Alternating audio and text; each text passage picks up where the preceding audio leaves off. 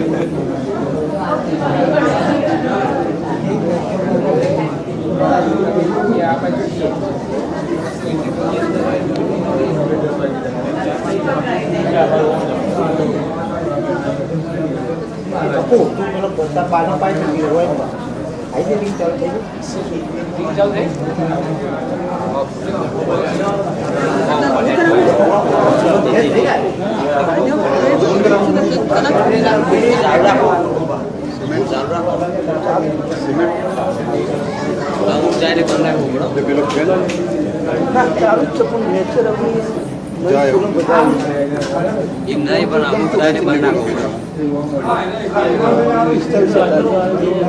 अमुक जाय नंतर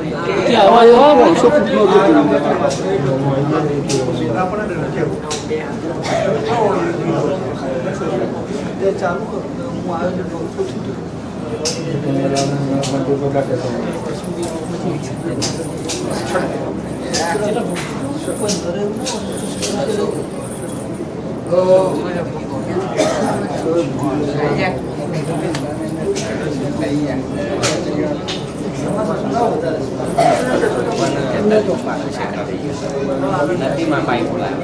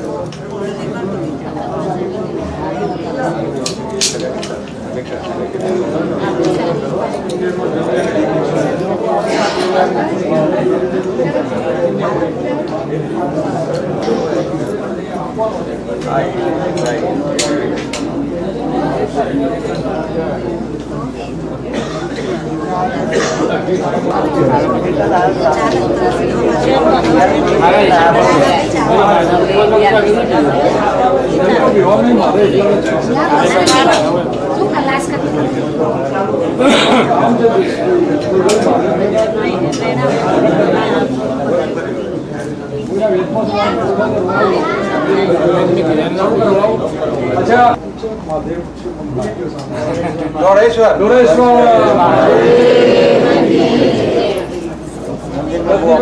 આજે ગામ ભેગું કરવાનું એક જ મહત્વ છે કે મારા પૂજ્ય બા શાંતાબાની મારે જીવનચર્યા કરવાની ખાસ ઈચ્છા છે.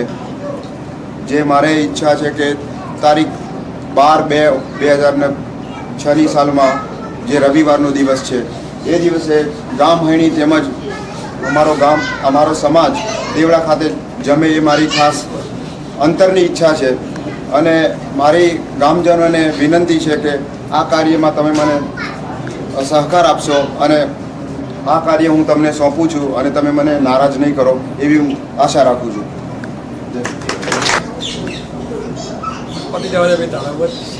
તમે ચાલુ રાખો, અમારે રેકોર્ડિંગ જ રાખવાનું.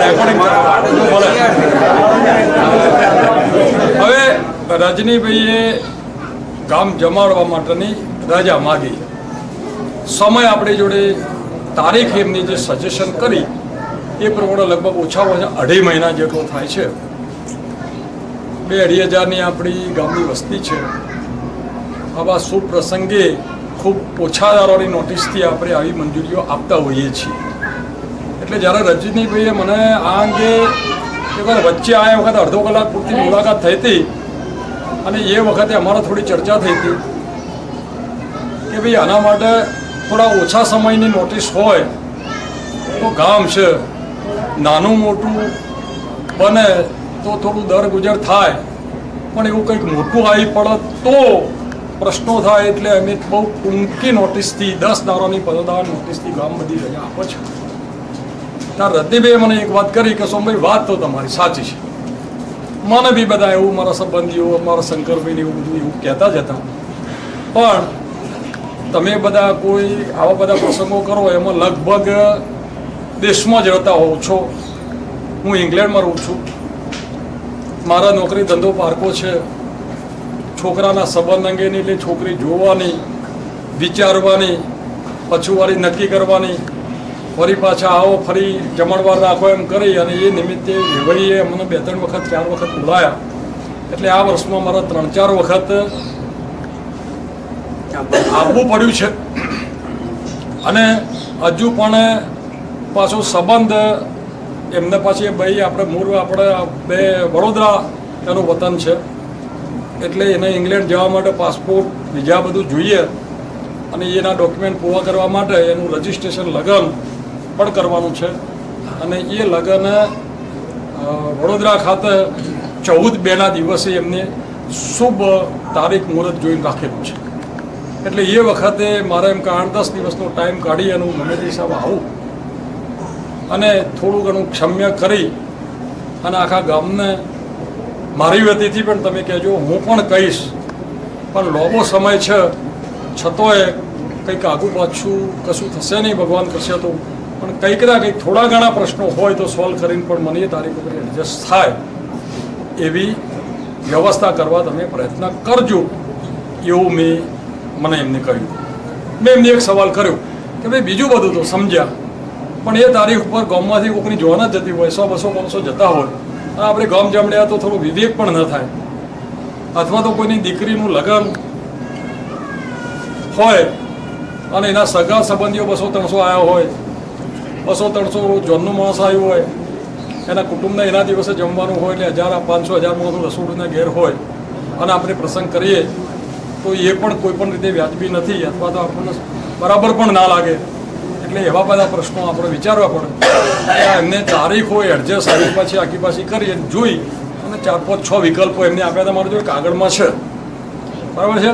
એટલે ગામ ભેગું કરીશું એટલે તમારી વધારે મહત્તમ જરૂરિયાતવાળી તારીખ જે હોય કહેજો. અને એમાં જો કોઈ પ્રોબ્લેમ આગો પાછો થાય તો એ તારીખમાં 2-3 દાડા આગા પાછા કરવાની જગ્યા છે.